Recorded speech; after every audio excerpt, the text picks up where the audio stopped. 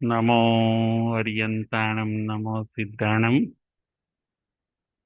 नमो ऐर्याणं नमो वज्रायाणं नमो लोये सब साहुणम् एषो पंच नमोकारो स्वभावपणासणो मङ्गलाणं च सभेसिं परमं हवै मङ्गलम् परमं हवै मङ्गलम्। ओम शांति शांति शांति। श्रमण भगवान महावीर स्वामीना चरण कमळમાં તથા સદગુરુદેવના ચરણ કમળમાં ઉપકારી સર્વ સંત સતીજીના ચરણ કમળમાં આપણા સૌના ભાવપૂર્વક અભિરામ કોટી કોટી વંદન।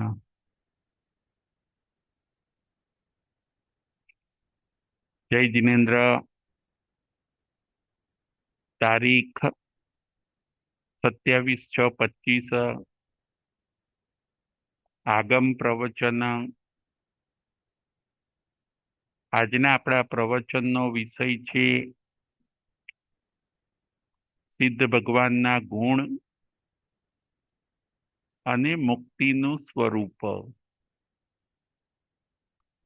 સિદ્ધ ભગવાનના ગુણ અને મુક્તિનું સ્વરૂપ એ આજનો આપણો વિષય છે। સિદ્ધ ભગવાનમાં કયા કયા ગુણો હોય છે એ ઉપર આપણે જોઈશું। અને મુક્તિ એટલે મોક્ષનું સ્વરૂપ કેવું હોય છે એના ઉપર આજે આપણે વિચાર કરીશું। નમો સિદ્ધાણમ। સિદ્ધ ભગવાન નવકાર મંત્રના બીજા પદની અંદર આવે છે, જેના સર્વ કાર્ય સિદ્ધ થઈ ગયા એનું નામ સિદ્ધ ભગવાન। આત્મા જ્યારે પરમાત્મા બની જાય છે અને મોક્ષે જાય છે પછી એ આત્માને સિદ્ધ કહેવામાં આવે છે। જીવના બે ભેદ છે, સિદ્ધ અને સંસારી। જે આત્મા ચોખ્ખો થઈ ગયો, જે આત્મા કર્મ રહિત થઈ ગયો એને સિદ્ધ કહેવામાં આવે છે। સિદ્ધ ભગવાનને કર્મ હોતા નથી, ત્યારે આપણે બધા સંસારી, આપણે 8 કર્મ હોય છે। સિદ્ધ ભગવાન તો મુક્ત છે। જે જીવ ચોખ્ખો થઈ જાય છે એ જીવને પછી શિવ કહેવામાં આવે છે અથવા સિદ્ધ કહેવામાં આવે છે। નમો સિદ્ધાણમ। સિદ્ધ ભગવાન ક્યાં બિરાજે છે તો કે મોક્ષમાં બિરાજે છે। સિદ્ધ ભગવાનના ગુણો અને મુક્તિનું સ્વરૂપ। જે આત્મા 8 કર્મનો ક્ષય કરીને મોક્ષમાં જાય છે એને સિદ્ધ કહેવામાં આવે છે। અને એ સિદ્ધ ભગવાનને કયા કયા ગુણો હોય છે, 7 ગુણો ઉપર આજે આપણે વિચાર કરવાનો છે। સિદ્ધ ભગવાનના 7 ગુણો। નંબર 1, અનાહારી। નંબર 1, અનાહારી। નંબર 2 અશરીરી. નંબર 2 અશરીરી.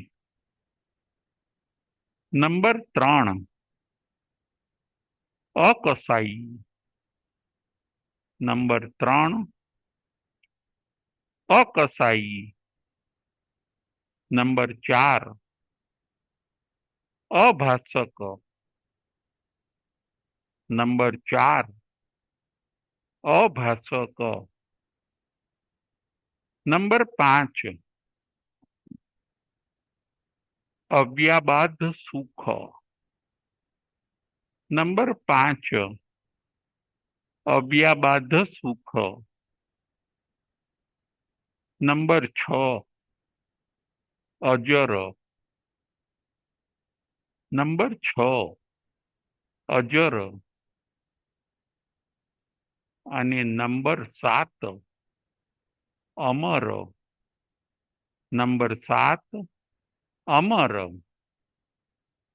સિદ્ધ ભગવાનના 7 ગુણ. એના ઉપર આજે આપણે વિચાર કરવાનો છે. સિદ્ધ ભગવાન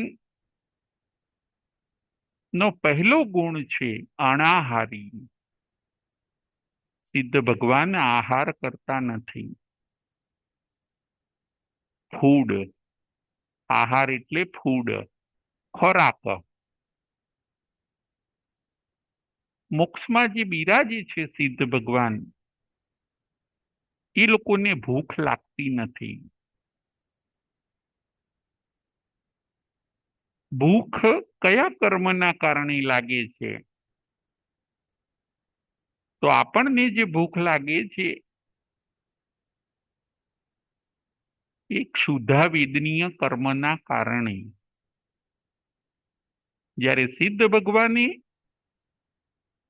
વેદનીય કર્મનો ક્ષય કરી દીધો છે એટલે એમને ભૂખ લાગતી નથી. માટે સિદ્ધ ભગવાન અનાહારી છે.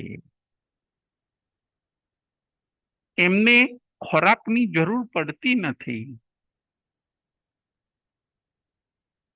આપણને ખોરાકની જરૂર પડે છે, કારણ કે આપણને ક્ષુધાવેદનીય કર્મનો ઉદય થાય છે.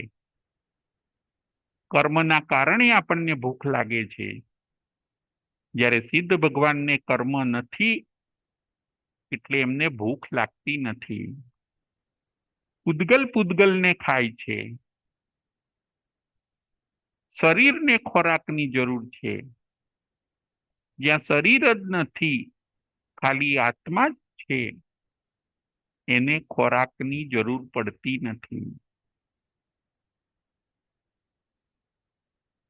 આપણે જેમ કોઈ રોગી માણસ હોય એને દવાની જરૂર પડે, પરંતુ જો કોઈ તંદુરસ્ત હોય તો એને દવાની જરૂર પડતી નથી.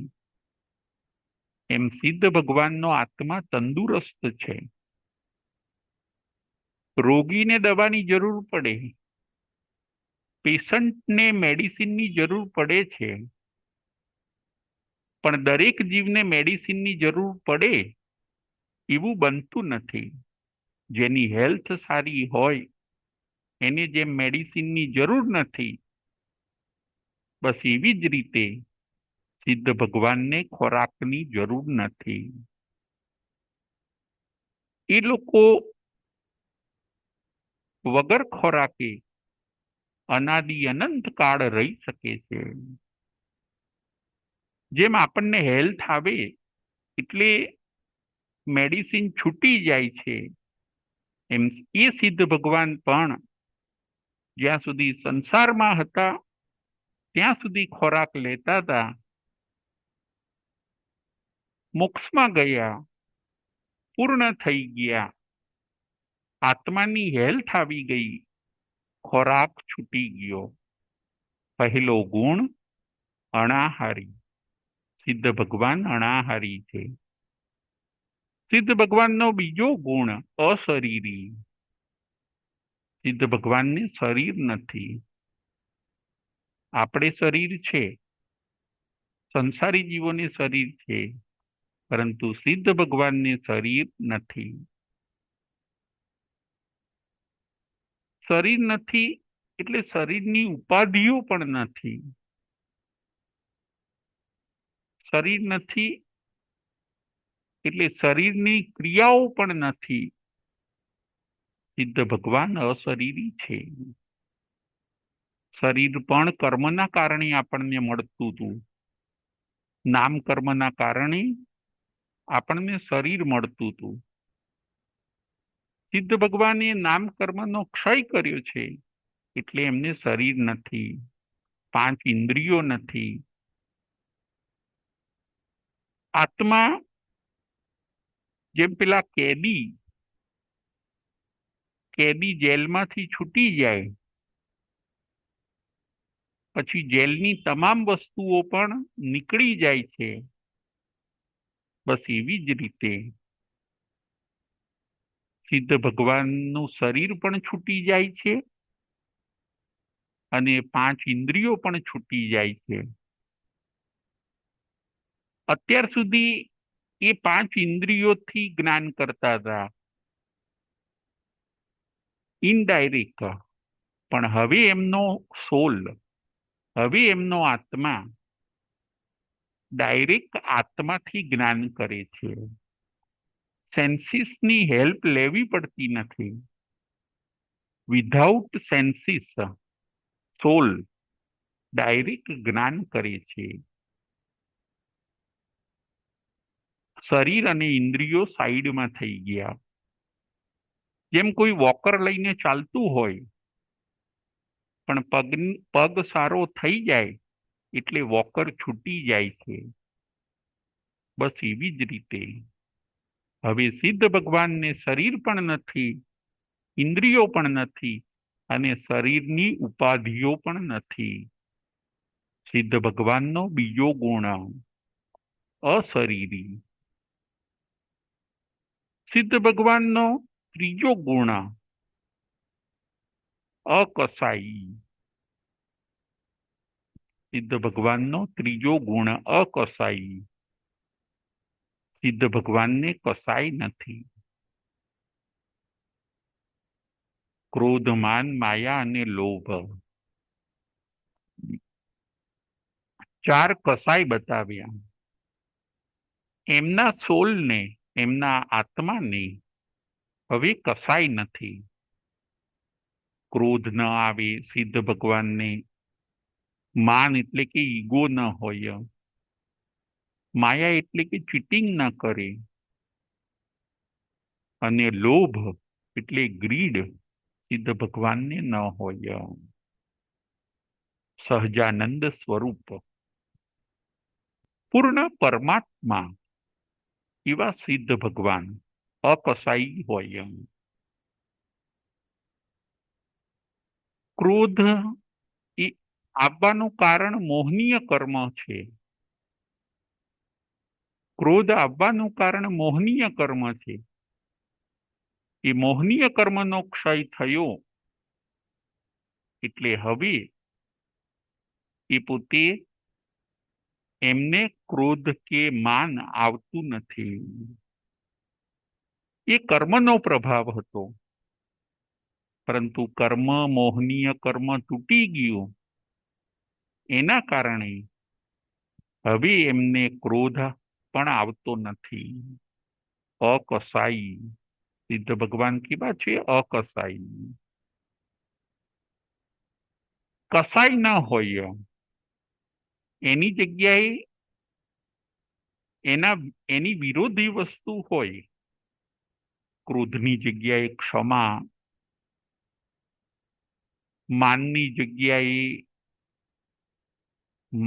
જગ્યાએ નમ્રતા, માયાની જગ્યાએ સરળતા અને લોભની જગ્યાએ સંતોષ. સિદ્ધ ભગવાનમાં આ હોય, કસાય ન હોય, પરંતુ એનાથી વિરોધી વસ્તુ ક્ષમા, નમ્રતા, સરળતા અને સંતોષ. એ ચાર ગુણો ક્ષાયિક ગુણો હોય, પરંતુ સિદ્ધ ભગવાનને કસાય હોતો નથી. ત્રીજો ગુણ છે સિદ્ધ ભગવાનનો અકસાઈ. જો કસાય, ક્રોધ ને એ બધા અગ્નિ જેવા છે. આત્માને બગાડે છે કસાય જ.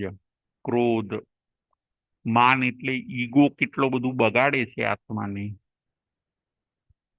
માયા એટલે ચીટિંગ, કપટ. આ બધું આપણી બરબાદીનું કારણ છે. લોભ એટલે ગ્રીડ, એ આપણને દોડાવે છે હજી વધારે, હજી વધારે, હજી વધારે. આ આપણા શત્રુઓ છે, ક્રોધ, માન, માયા, લોભ. સિદ્ધ ભગવાને આ શત્રુઓ ઉપર વિજય મેળવ્યો. એ શત્રુઓને ડિસ્ટ્રોય કરી દીધા. એના કારણે હવે આ શત્રુઓ એમને પરેશાન કરતા નથી. આપણે મોહગ્રસ્ત છીએ, જ્યારે સિદ્ધ ભગવાન મોહ વગરના છે. શત્રુઓને દૂર કરવા જોઈએ. આ બધા ક્રોધમાન માયા લોભ એ આપણા શત્રુઓ છે. આપણને અજ્ઞાન છે, એના કારણે ખબર નથી કે આ બધા આપણા શત્રુઓ છે, આપણા આત્માની પાયમાલી કરે છે. એને શત્રુઓને ઓળખીને એ શત્રુઓને આપણે ઓછા કરવા જોઈએ. ત્રીજો ગુણ છે અકસાઈ. સિદ્ધ ભગવાન અકસાઈ છે.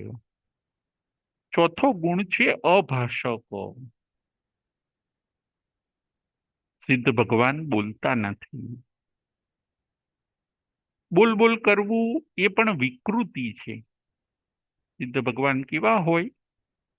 મૌન, શાંત સમુદ્ર જેવા. બોલ બોલ કોણ કરે? જેને ઈચ્છાઓ હોય, ઈચ્છાઓ પીડતી હોય, જેને અપેક્ષાઓ હોય, એ બોલ બોલ કરશે. જેને કંઈક કહેવું છે, જેને ફરિયાદ છે, જેને કંઈક જોઈએ છીએ, જેને કંઈક કમ્પ્લેન છે, એવા લોકો જ બોલ બોલ કરે છે. સિદ્ધ ભગવાન અભાષકો, બોલતા જ નથી. શાંત, મૌન, સમુદ્રની જેમ શાંત. બોલબોલ કરવાની ટેવ એ કુટેવ આપણામાં ઘૂસેલી છે. શુદ્ધ આત્માના સ્વરૂપમાં બોલવાનું બતાવ્યું નથી. જુઓ, કોઈ ડોગ હશે, એ શાંત હશે તો કેટલો સરસ લાગશે, પણ એ જુઓ ભસ ભસ કરશે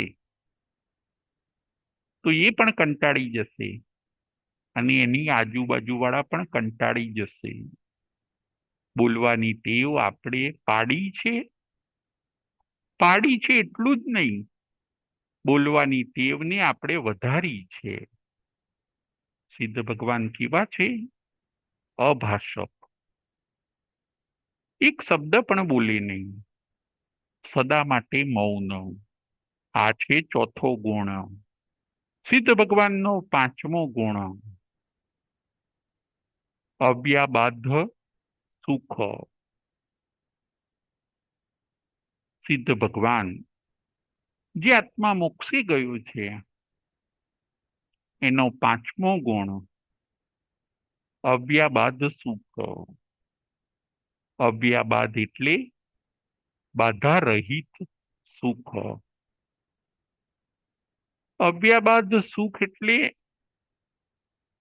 પેઇનલેસ. પેઇનલેસ સુખ, દુઃખ વગરનું સુખ. સિદ્ધ ભગવાનને દુઃખ વગરનું સુખ હોય છે, વિધાઉટ પેઇન. ક્ષાયિક સુખ હોય એમની પાસે. આપણા આપણા સુખો કેવા હોય? With pain. આપણા સુખો દુઃખ સાથે ના હોય. જ્યારે સિદ્ધ ભગવાનના સુખ સુખ જ હોય. ફરીથી આપણા સુખ પૌદ્ગલિક સુખો દુઃખ સાથે ના હોય. જ્યારે સિદ્ધ ભગવાનના સુખો એ દુઃખ વગરના સુખ સુખ જ હોય. કેમ કે એમનું સુખ ક્ષાયિક સુખ છે, જ્યારે આપણું સુખ ભૌતિક અથવા પૌદ્ગલિક છે. આપણું સુખ ભૌતિક અથવા પૌદ્ગલિક સુખ છે, જ્યારે એમનું સુખ ક્ષાયિક સુખ અથવા આત્મિક સુખ છે. આપણા સુખ દુઃખ સાથેના છે. જો હું આપને બતાવું, આપણે બહુ જમીશું, જમતી વખતે તો આપણને સુખ લાગશે. જમતી વખતે તો આપણને સુખ લાગશે કે કેવું ભાવે છે, કેવું સરસ. પછી જ્યારે જમી લઈશું, પછી આળસ ચડશે, અકળામણ થશે. પછી આપણે થોડા દુઃખી થઈશું કે ઓછું ખાધું હોત તો સારું. પછી આળસ, બેચેની ચડે. કદાચ વધારે જમવાનું આવી ગયું હોય તો કોઈકને ડાયરિયા થઈ જાય. જુઓ, સુખ પછી દુઃખ. કોઈને વોમિટ તો ચાલુ થઈ જાય. જુઓ, સંસારના સુખ, સુખ પછી દુઃખ. With pain. સંસારી સુખો કેવા છે? With pain. જુઓ, જેમ કોઈક, બીજું એક્ઝામ્પલ આપું. કોઈક રાત્રે ટીવી જોવે છે. ટીવી જોતા જોતા તો બહુ સુખ લે છે. 12 વાગ્યા, 1 વાગ્યા, 2 વાગ્યા, 3 વાગ્યા, સુખ બહુ લીધું. જોતી જોતી વખતે સુખ આવે છે, લાગે છે, પરંતુ સવારે પછી ઉઠાતું નથી. ઊંઘ પૂરી થઈ નહીં, શરીર તૂટે છે. જુઓ, દુઃખ આવ્યું. હવે શરીર તૂટે છે, પછી એમ થાય, પસ્તાવો કરે જીવ કે મેં રાત્રે ઉજાગરો ન કર્યો હોત તો સારું. સુખ પછી દુઃખ. With pain. સંસારના સુખો આવા જ છે. કોઈ સ્વિમિંગ પુલમાં નાહવા ગયું, વોશરૂમમાં નાહવા ગયું, ઠંડા પાણીથી નાય છે, સુખ લાગે છે. વધારે નાયા, વધારે સમય રહ્યા, પૌદ્ગલિક સુખ માણ્યું, અને પછી શરદી થઈ ગઈ. પછી એમ થયું કે જો મેં પાણીમાં, ઠંડા પાણીથી ના નાયો હોત તો સારું. With pain. સંસારના સુખો બધા દુઃખ મિશ્રિત છે. કોઈકે તીખું ખાધું, તેલવાળું ખાધું, ખાતી વખતે સુખ લાગ્યું, પણ પછી ઉધરસ થઈ ગઈ. સુખનો પડછાયો જ દુઃખ છે સંસારમાં. ફરીથી, સુખનો પડછાયો જ દુઃખ છે સંસારમાં. વિધાઉટ પેઇન સંસારમાં કોઈ સુખ નથી. સંસારના બધા સુખો વિથ પેઇન, બાધા સાથેના જ છે. સિદ્ધ ભગવાનને હું સુખ, એ પેઇન વગરનું છે, વિધાઉટ પેઇન, અવ્યાબાદ સુખ. સિદ્ધ ભગવાનને અવ્યાબાદ અનંત સુખ, પેઇનલેસ, એવા એ સુખના માલિક છે. આ હતો પાંચમો ગુણ, સિદ્ધ ભગવાનનો પાંચમો ગુણ, અવ્યાબાદ સુખ. સિદ્ધ ભગવાનનો છઠ્ઠો ગુણ અજર. હવે એમને ઓલ્ડ એજ આવશે નહીં. હવે એ ઘરડા બનવાના નથી. ઓલ્ડ એજ એમને આવશે નહીં, ઘરડા બનવું નહીં પડે. અને ઘડપણનું જે દુઃખ છે એ પણ એમને આવશે નહીં. શરીર નથી, ઘડપણ પણ નથી, અજર. ઉંમર થયા પછીના જે દુઃખ હોય એ પણ સિદ્ધ ભગવાનને નથી. છઠ્ઠો ગુણ છે અજર. સાતમો ગુણ છે અમર. સિદ્ધ ભગવાન હવે મરશે પણ નહીં. આપણે સંસારી લોકો તો મરીએ છીએ. આપણું આપણું ડેથ થાય છે,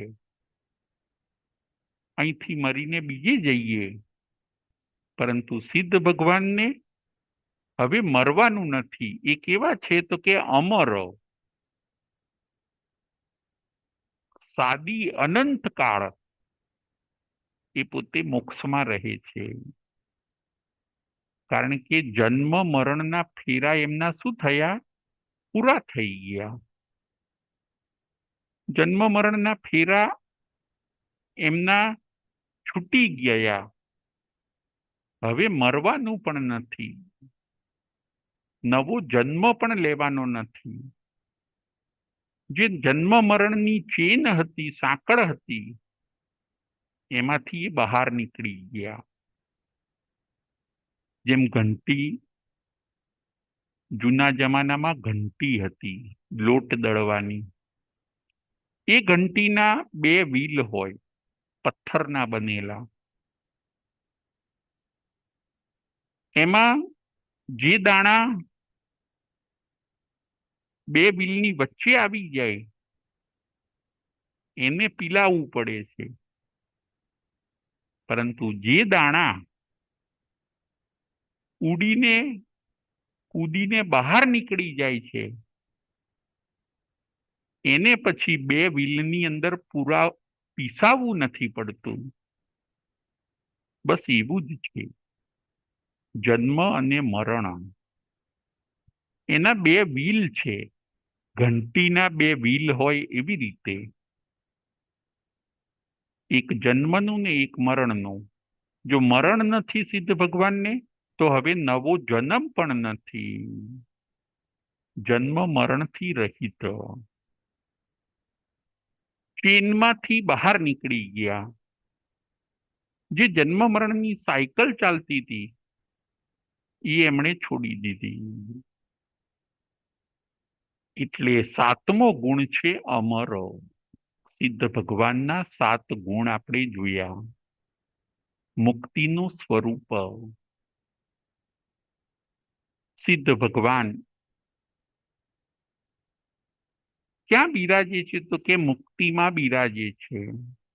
મુક્તિનું બીજું નામ છે મોક્ષ. એને સિદ્ધ શિલા પણ કહેવામાં આવે છે. આ સિદ્ધ શિલા 45 લાખ યોજન લાંબી પહોળી છે. જે શિલા ઉપર સિદ્ધ ભગવાન રહે છે, શિલા એટલે પથ્થર. જે શિલા ઉપર સિદ્ધ ભગવાન રહે છે એને સિદ્ધ શિલા કહેવામાં આવે છે.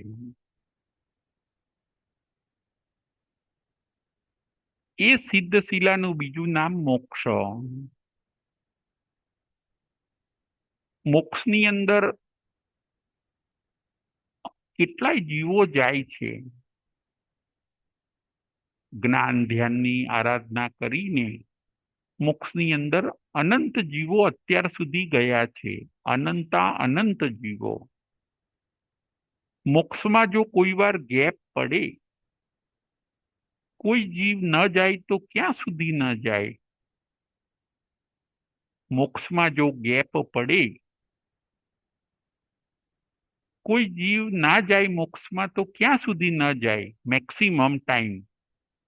તો આપણા ત્યાં બતાવ્યું કે મોક્ષની અંદર ગેપ પડે, કોઈ જીવ ત્યાં નવો સિદ્ધ ન થાય તો મેક્સિમમ 6 મહિના. આમ તો મોક્ષની અંદર રોજ જીવો જતા હોય, રોજ જીવો જતા હોય એવું બને મોક્ષમાં, મુક્તિમાં. પણ જો મોક્ષમાં ગેપ પડે મેક્સિમમ તો 6 મહિનાની, પછી તો કોઈ જીવ જાય ને જાય જ. 6 મહિનાથી વધારે ગેપ આકરું પડે નહીં. અને જે જીવ પછી મોક્ષમાં જાય છે એને સિદ્ધ કહેવામાં આવે છે, મુક્તિનું સ્વરૂપ. જેમ કોઈ સિંહ હોય, એ સિંહ પાંજરામાંથી મુક્ત થાય તેને કેવો આનંદ થાય છે, એનો આનંદ અવર્ણનીય હોય. બસ મુક્તિનું સ્વરૂપ આવું છે. જેમ કોઈ કેદી હોય, એ કેદી જેલમાંથી છૂટો થાય, જેલમાંથી એને ફ્રી કરવામાં આવે, એના આનંદ એનો કંઈક જુદો જ હોય છે. એ આનંદ છે મુક્તિનો આનંદ. જો ઉંદર હશે, ઉંદર, રેટ, એ રેટ પાંજરામાંથી જ્યારે એને છોડવામાં આવે ત્યારે કેવો સડસડાટ જતો રહે છે. મુક્તિનો આનંદ. અત્યાર સુધી બંધન હતું, બંધનમાંથી છૂટ્યો, પછી જેનાથી બંધાયો તો એની સામું જોવા પણ એ ઊભો રહેતો નથી, સડસડાટ જતો રહે છે. મુક્તિનો આનંદ. મુક્તિનો આનંદ અવર્ણનીય છે. એ જે અનુભવે એને ખબર પડે. હું આપને બીજું એક્ઝામ્પલ આપું. જેમ આપણે કોઈક મુશ્કેલીમાં આવી ગયા હોઈએ, એવી ભયંકર મુશ્કેલી હોય કે આપણે બંધાઈ ગયા હોઈએ, ખાવું ન ભાવે, ઊંઘ ન આવે, ટેન્શન રહ્યા કરે, એવી કોઈ તકલીફમાં મુશ્કેલીમાં આવી ગયા હોઈએ, અને પછી કોઈક આપણને એ તકલીફમાંથી બહાર કાઢે, પછી આપણે કેવા ફ્રી થઈ જઈએ છીએ કે હાસ, સારું થજો તમારું કે તમે આ મુશ્કેલીમાંથી મને બહાર કાઢ્યો. મુશ્કેલી આપણી જતી રહેશે, પછી આપણે હાશકારો અનુભવીએ છીએ, શાંતિનો અનુભવ કરીએ છીએ, મુક્તતા, ફ્રી થઈ ગયા કે હાસ, 6-12 મહિનાથી હું ટેન્શનમાં હતો, ખરેખર આપે મારું દુઃખ દૂર કર્યું.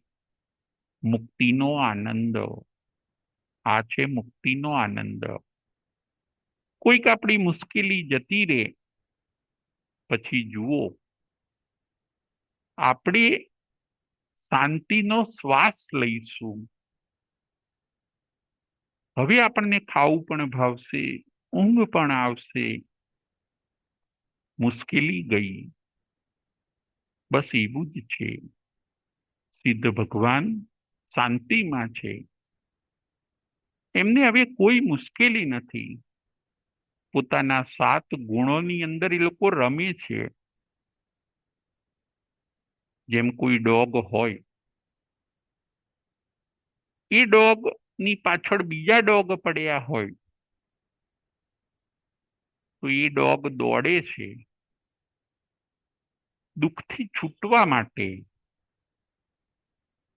મારે દુઃખ જોઈતું નથી, એ પોતે દોડે છે, સખત દોડશે કે હું તકલીફમાં છું. એ ડોગ દોડે છે દુઃખથી મુક્ત થવા માટે. એને સુખ જોઈએ છીએ અને એ પછી પુરુષાર્થ કરીને દુઃખથી મુક્ત થઈ જાય છે. આપણને પણ જો સંસાર દુઃખરૂપ લાગ્યો હોય તો આપણે પણ એ સંસારમાંથી છૂટવા માટે પ્રયત્ન કરવો જોઈએ. આજનો આપણો વિષય છે સિદ્ધ ભગવાનના ગુણો અને મુક્તિનું સ્વરૂપ. જેમ મેલું કપડું હોય, કોઈ કપડું મેલું હોય, આપણા મેલા કપડા હોય તો જુઓ અહીં ત્યાં ફરશે. મેલા કપડાને આપણે નીચે પણ નાખી દઈશું, ગમે ત્યાં મૂકી દઈશું, કપડા મેલા છે, એને ધોવા માટે નાખીશું અને ધોયા પછી જ્યારે ક્લીન થઈ જાય છે પછી આપણે એને ગમે ત્યાં નાખીશું નહીં. પછી ધોઈને ઇસ્ત્રી થઈ ગયા પછી એ કપડાને આપણે અલમારીમાં સાચવીને મૂકીએ છીએ. બસ એવું જ છે. જે જીવ શુદ્ધ થઈ જાય છે એ જીવ પછી મોક્ષમાં ચાલ્યો જાય છે. કપડું મેલું હતું ત્યાં સુધી અહીં તહીં આથડતું હતું. ફરીથી કપડું મેલું હતું ત્યાં સુધી અહીં તહીં આથડતું હતું. પણ એ જ ક્લોથ, એ જ કપડું જ્યારે ક્લીન થઈ ગયું ત્યારે અલમારીમાં ગોઠવાઈ જાય છે. બસ એવી જ રીતે આપણે પણ એ કપડાનું દ્રષ્ટાંત હવે આપણા સોલ ઉપર ઘટાડવાનું છે. આપણો આત્મા પણ જ્યાં સુધી ગંદા કપડા જેવો છે ત્યાં સુધી અહીં તહીં આથડે છે. આપણો આત્મા જ્યાં સુધી કર્મો વાળો છે, કસાય વાળો છે અને કુટેવો વાળો છે ત્યાં સુધી અહીં તહીં આથડે છે. એક ગતિમાંથી બીજી ગતિમાં, એક દુઃખમાંથી બીજા દુઃખમાં, એક તકલીફ પૂરી થાય બીજી બે તકલીફમાં અહીં તહીં આથડે છે. કેમ કે પેલું કપડું ગંદુ હોય તો અહીં તહીં આથડે, પણ એ જ આત્મા જો ચોખ્ખો થઈ જાય, પૂર્ણ બની જાય, પછી એને આથડવું પડતું નથી. કાચું સોનું ગળાય છે. ગોલ્ડ કાચું હશે, મેલું હશે, એનામાં ભેગ હશે ત્યાં સુધી એ ગળાય છે. એને ટીપવામાં આવે છે ગોલ્ડને, પણ એકવાર એ ઘરેણું બની જાય પછી એ ઘરેણું, એ દાગીનો એ લોકરની અંદર સચવાય છે. બસ એવું જ છે. આપણે પણ જ્યાં સુધી કર્મોની સાથે રહીશું ત્યાં સુધી આથડીશું. કર્મ, કસાય અને કુટેવો એ બધાના કારણે આપણે સંસારમાં રખડીએ છીએ. પરંતુ જો આ 3 વસ્તુને આપણે કાઢી દઈએ, કર્મો, કસાયો અને કુટેવોને, તો આપણે પણ મુક્તિનું સુખ પ્રાપ્ત કરી શકીએ અને સિદ્ધ ભગવાન બની શકીએ. સિદ્ધ ભગવાન બનવા માટે આપણે પુરુષાર્થ કરવો પડે, મહેનત કરવી પડે. તીર્થંકર ભગવંતોએ પણ મહેનત કરી છે, ચક્રવર્તીઓએ પણ મહેનત કરી છે. તપ કરીને કર્મનો ક્ષય કરવો પડે. મોક્ષમાં ખાલી નસીબથી જવાતું નથી. મોક્ષમાં જવા માટે મહેનત કરવી પડે. જેમ આપણે સંસારની અંદર સેટ થવા માટે પણ મહેનત કરી, પુરુષાર્થ કર્યો, ત્યારે આપણે સંસારમાં સેટ થયા. બસ એવી જ રીતે મોક્ષે જવા માટે પણ આપણે મહેનત કરવી પડે. જે પુરુષાર્થ કરે છે એ પોતે મોક્ષે જાય છે. મારા નસીબમાં હશે તો મને મોક્ષ મળશે, આવું માનીને જે બેસી રહે છે એને મોક્ષ મળતો નથી. મહેનત કરવી પડે. સિદ્ધ ભગવાન જે બન્યા છે એ લોકોએ મહેનત કરી છે, ત્યારે એમના 7 ગુણો પ્રગટ થયા છે. 7 ગુણોની પ્રેક્ટિસ આપણે અહીંયા કરવાની છે. અણાહારી પદની આપણે પ્રેક્ટિસ કરવાની છે. બહુ જમવાની ટેવ પાડવાની નથી. જે તે ટાઈમે જમવાનું નથી, ગમે તે જમવાનું નથી. રસપૂર્વક જમવાનું નથી. જેટલું ઓછું જમીશું, ઉણોદરી કરીશું, એટલું અણાહારી પદ તરફ આપણે જઈ શકીશું.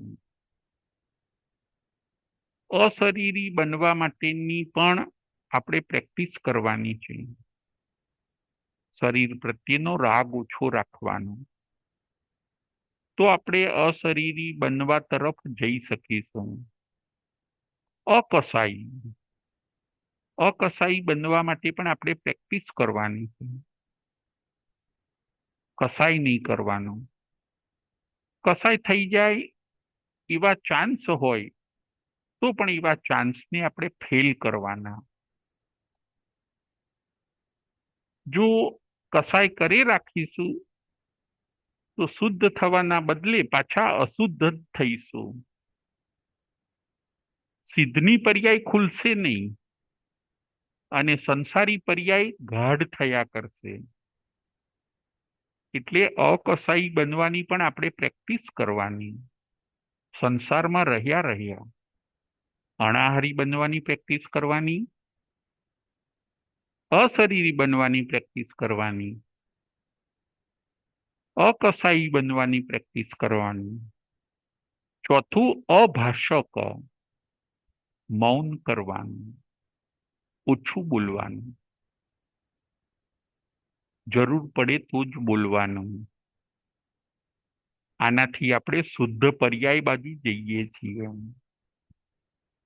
આપણે ધીરે ધીરે સિદ્ધ બનવા તરફ જઈએ છીએ. બોલ કરવાથી તો આપણી અશુદ્ધ પર્યાય ગાઢી થાય છે. ફરીથી બોલ કરવાથી તો આપણી અશુદ્ધ પર્યાય દ્રઢ થાય છે. અને મૌન રહેવાથી, ઓછું બોલવાથી આપણી શુદ્ધ પર્યાય ધીરે ધીરે ખુલતી જાય છે. અભાષક ગુણ એ કેળવાતો જાય છે. અવ્યાબાદ સુખ, ભોગવટો ઓછો કરીએ વસ્તુઓનો, ગુણોને માણીએ, સંતોષને ભોગવો, વિનયને ભોગવો. ગુણોનો આપણે ભોગવટો કરીએ, વસ્તુઓનો ભોગવટો કરીને જે દુઃખ ઊભા કરીએ છીએ એમાંથી આપણે બહાર નીકળીએ. અવ્યાબાદ સુખની પણ આપણે પ્રેક્ટિસ કરીએ. સંસારમાં રહ્યા આ જે સિદ્ધ ભગવાનના 7 ગુણ ખરા, એની પ્રેક્ટિસ જો આપણે આજથી જ ચાલુ કરી દઈએ તો ધીરે ધીરે 2 ભવ, 5 ભવ કે 15 ભવમાં એ પ્રેક્ટિસ આપણને સિદ્ધ ભગવાન બનાવે. અત્યાર સુધી શું થયું? સિદ્ધની પર્યાય ખુલે કેવી રીતે એ જ્ઞાન આપણને હતું નહીં, એટલે આપણે અશુદ્ધ પર્યાયને જ ઘૂંટે રાખી, અશુદ્ધ પર્યાયને દ્રઢ કરી, ખા ખા કર્યું, બોલ બોલ કર્યું, કસાય કર કર્યો. એના કારણે સંસારની પર્યાય આપણી દ્રઢ થઈ અને આપણે સંસારમાં જ ફરતા રહ્યા. અશુદ્ધ પર્યાય વધારે ગાઢ બની, શુદ્ધ પર્યાય ખુલી નહીં, એની પ્રેક્ટિસ ન કરી. પણ હવે આપણે શુદ્ધ પર્યાયની પ્રેક્ટિસ કરવાની છે. અણાહારી પદ ઘૂંટવાનું છે, અશરીરી પદ ઘૂંટવાનું છે, અકસાઈ અને અભાષક ગુણ આપણે ઘૂંટવાના છે. તો આપણે પણ મોક્ષે જઈ શકીએ, આપણે પણ સિદ્ધ બની શકીએ. વાત આપણે એ ચાલતી હતી કે મોક્ષ નસીબથી નથી મળતો, પુરુષાર્થથી મળે છે, મહેનતથી મળે છે. મોક્ષે જવાના 4 પગથિયા બતાવ્યા: જ્ઞાન, દર્શન, ચારિત્ર અને તપ. શું આપણે જ્ઞાનની આરાધના કરીએ છીએ? સમકિત આપણને છે કે નહીં એ પણ તપાસો. સમકિત લાવો, એને ટકાવો, એની આરાધના કરો. જ્ઞાન, દર્શન, પછી ચારિત્ર, દેશવીરતીપણું અથવા તો સર્વવીરતીપણું, બેમાંથી એક તો જોઈશે જ. દેશવીરતીપણું અને સર્વવીરતીપણાનું ચારિત્ર. અને ચોથા નંબરનું પગથિયું મોક્ષે જવાનું તપ. આપણા જીવનમાં તપ છે કે નહીં? જે જ્ઞાન, દર્શન, ચારિત્ર અને તપની આરાધના કરે છે એ જીવ મોક્ષે જાય છે. આપણે પણ જ્ઞાન, દર્શન, ચારિત્ર અને તપની આરાધના કરીએ. ખોટો આપણે સમય ન બગાડીએ. વિકથાની અંદર, મોજ શોખની અંદર આપણો સમય ક્યાં જાય છે? વિકથામાં, મોજ શોખમાં, આળસ અને પ્રમાદમાં. મોક્ષે ખાલી મનુષ્ય જ જઈ શકે. નારકી મોક્ષે નથી જઈ શકતા, તિર્યંચ મોક્ષે નથી જઈ શકતા, દેવ મોક્ષે નથી જઈ શકતા. એ લોકોએ પણ મનુષ્ય જન્મ લેવો પડે. મનુષ્ય જન્મ લે, જ્ઞાન, દર્શન, ચારિત્ર, તપની આરાધના કરે તો એ પોતે મોક્ષે જઈ શકે. મનુષ્ય જ એક મોક્ષે જઈ શકે છે. મોક્ષે જવાના આવા 4 પગથિયા છે. એની અંદર જો આપણે પુરુષાર્થ કરીશું તો 2, 5, 15 ભવની અંદર આપણે ચોક્કસ મોક્ષે જઈશું. સંસારનો અંત આવશે, જન્મ મરણનો અંત આવશે. અને જે આપણી ચોઈસ છે કે મારે સુખ જ જોઈએ છે, દુઃખ જોઈતું નથી, એવું શાશ્વત સુખ આપણને મળે છે. આ માટે આપણે પ્રયત્ન કરવો જોઈએ. આજના આપણા પ્રવચનનો વિષય હતો સિદ્ધ ભગવાનના ગુણો અને મુક્તિનું સ્વરૂપ.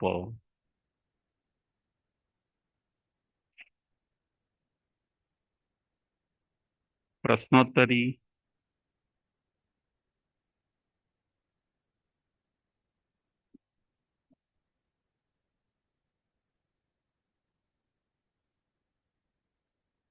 પ્રશ્નોત્તરી કરતા પહેલા બધાને ખાસ જય જિનેન્દ્ર. આજે આપણું આ છેલ્લું પ્રવચન હતું. સળંગ આપણી વાંચણી 6 મહિના ચાલી. આપ બધાનો ખાસ આભાર માનું છું કે આપનો સહકાર મળ્યો. આપ સાંભળતા હતા તો અમે કરી શક્યા. જો તમે શ્રોતા ન બન્યા હોત તો અમે આ કાર્ય ન કરી શકત. માટે આપને જેટલો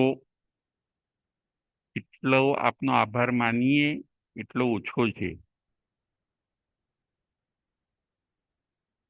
કોઈ પણ રીતે જો આપનું મન દુખાવ્યું હોય તો ખાસ એના માટે મિચ્છામી દુક્કડમ કહીએ છીએ. આપે બધાએ અભિપ્રાય પણ ખૂબ સરસ આપ્યા છે. બસ જે જ્ઞાન આપણે સાંભળ્યું છે, મહેનત કરીને સાંભળ્યું છે, એને ખાસ આપણે જીવનમાં ઉતારવાનું છે. આપણા જીવનનો આખો ટર્નિંગ પોઈન્ટ લાવી દેવાનો છે. જે આપણે સાંભળ્યું છે એ બધાને આપણે આપણા જીવનમાં ઉતારવાનું છે. દરેકને અનુકૂળ થવાનું છે. દરેકને સાતા આપવાની છે. રોજ સ્વાધ્યાય કરવો. જ્યાં જેને નજીક સંસતીજી હોય ત્યાં પ્રવચન સાંભળવા જવું. 4 માસ આવી આપ બધા ખૂબ સરસ નજીકમાં જે સંસતીજી હોય ત્યાં ખાસ આપ આરાધના કરજો. મૌન ભાવે એમને સાંભળજો. એમની પાસેથી સારું લઈને આપણે ગ્રહણ કરવાનું. 4 મહિના આપના ચોમાસાના બહુ સારા જાય એવી પણ આપને ખાસ શુભેચ્છા પાઠવીએ છીએ. ફરી પાછા આપણે તમારો ઉત્સાહ અને તમારી જે મહેનત છે એ પ્રમાણે ફરી પાછા આપણે આવતા વર્ષે મળીશું. કોઈને પણ હજી અભિપ્રાય આપવાનો બાકી રહી ગયો હોય તો એ પોતે જણાવે, તો એ પોતે પોતાની રીતે પોતાનો અભિપ્રાય આપી શકે છે. અને સૌના ઉત્સાહમાં એ પણ વધારો કરી શકે છે. કોઈ પણ રીતે આપને દુઃખ થયું હોય તો ખાસ મિચ્છામિ દુક્કડમ. હવે પ્રશ્નોત્તરી. કોઈને પૂજાબેન શાહ. પૂજાબેન શાહ. જય જિનેન્દ્ર. જય એટલે જિનેન્દ્ર. અભિપ્રાય આપવામાં મોડું થઈ ગયું એટલે એવું હા. થઈ ગયું, પછી લિંક બંધ થઈ ગઈ એટલે મને એમ જ થયું દુઃખ કે ભાઈ હા. અભિપ્રાય આપવાનો રહી ગયો. એટલે એમ પણ શબ્દોમાં કઈ રીતે એક્સપ્રેસ કરું ને એમાં મોડું થઈ ગયું. એટલે હું એમ જ કહીશ કે બહુ જ એમ ઘણું બધું જાણવા મળે છે ધર્મનું, અને ધીમે ધીમે જીવનમાં બી ઉતારવાનો પ્રયત્ન કરીએ છીએ. એમ કન્ટિન્યુઅસ હોય છે ને, વીકમાં 2 દિવસ, એટલે ઘૂંટાતું જાય છે એમ વધારે ને વધારે. અને બહુ જ સરસ અને સરળ ભાષામાં સમજાવવામાં આવે છે તમારા દ્વારા. એટલે તમારો ખરેખર ખૂબ અનુમોદના છે, અને ખૂબ જ એમ એ રીતનું છે એમ. બહુ થેન્ક યુ. સરસ. બહુ સરસ પૂજાબેન, થેન્ક યુ. તમે સરસ અભિપ્રાય આપ્યો. બીજા કોઈને અભિપ્રાય આપવો છે? બીજા કોઈને અભિપ્રાય આપવો છે?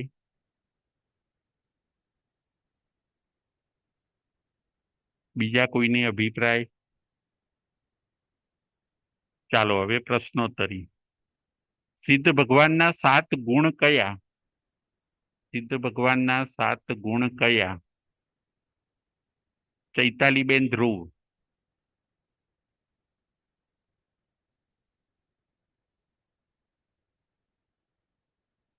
ચૈતાલીબેન ધ્રુવ.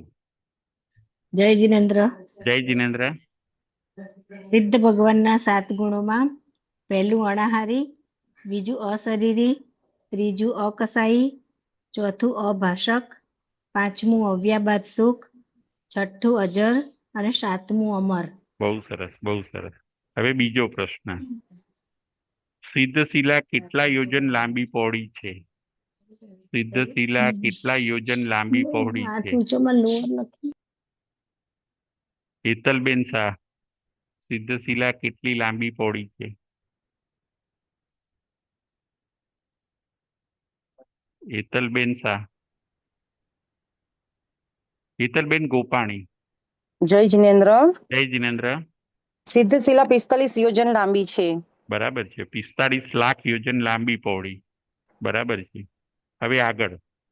સિદ્ધ ભગવાનને કર્મ હોય છે કે નહીં? સિદ્ધ ભગવાનને કર્મ હોય છે કે નહીં? સુધીરભાઈ શાહ. સુધીરભાઈ શાહ. જય જિનેન્દ્ર. જય જિનેન્દ્ર. સિદ્ધ ભગવાન કર્મ રહિત હોય છે. બહુ સરસ, બહુ સરસ. હવે આગળ. સિદ્ધ ભગવાન નવકાર મંત્રના કયા પદમાં આવે છે? સિદ્ધ ભગવાન નવકાર મંત્રના કયા પદમાં આવે છે? શીલાબેન શાહ.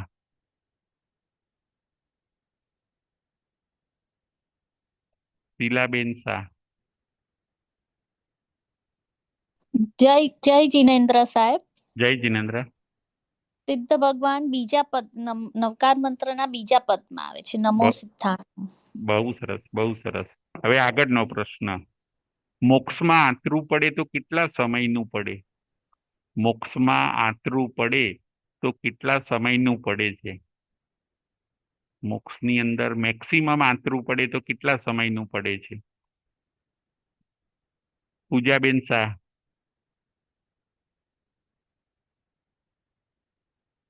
જય જિનેન્દ્ર. જય જિનેન્દ્ર. મેક્સિમમ મોક્ષમાં 6 મહિનાનો ગેપ પડે છે, 6 months. બહુ સરસ, બહુ સરસ. હવે આગળ. કયા કર્મના કારણે આપણને ભૂખ લાગે છે? કયા કર્મના કારણે આપણને ભૂખ લાગે છે? કયા કર્મના કારણે આપણને ભૂખ લાગે છે? શીલાબેન શાહ. જય જીનેન્દ્ર. પ્રણામ સાહેબ. પ્રણામ. શુદ્ધાવેદનીય કર્મને લીધે ભૂખ લાગે છે. બહુ સરસ, બહુ સરસ. પછી આગળનો પ્રશ્ન. કયા કર્મના કારણે આપણને કસાય આવે છે? કયા કર્મના કારણે આપણને કસાય આવે છે?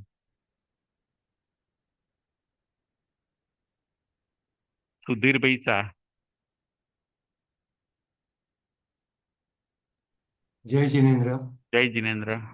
મોહનીય કર્મને કારણે આપણે કસાય આવે છે. બહુ સરસ, બહુ સરસ. હવે આગળનો પ્રશ્ન.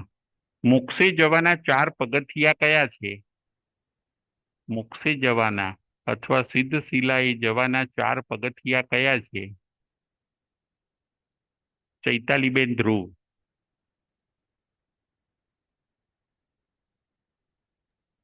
જય જિનેન્દ્ર. જય જિનેન્દ્ર. મોક્ષે જવાના 4 પગથિયા, એમાં પહેલું જ્ઞાન, બીજું દર્શન, ત્રીજું ચારિત્ર અને ચોથું તપ.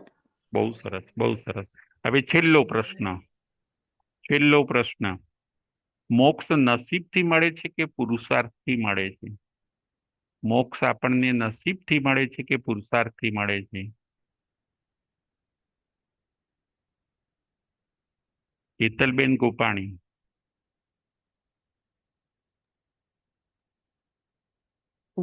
જય જિનેન્દ્ર. જય જિનેન્દ્ર. મોક્ષ આપણને પુરુષાર્થથી મળે છે. બહુ સરસ, બહુ સરસ. જય જિનેન્દ્ર. બધાને ખાસ થેન્ક યુ. જય જિનેન્દ્ર. જય મહાવીર.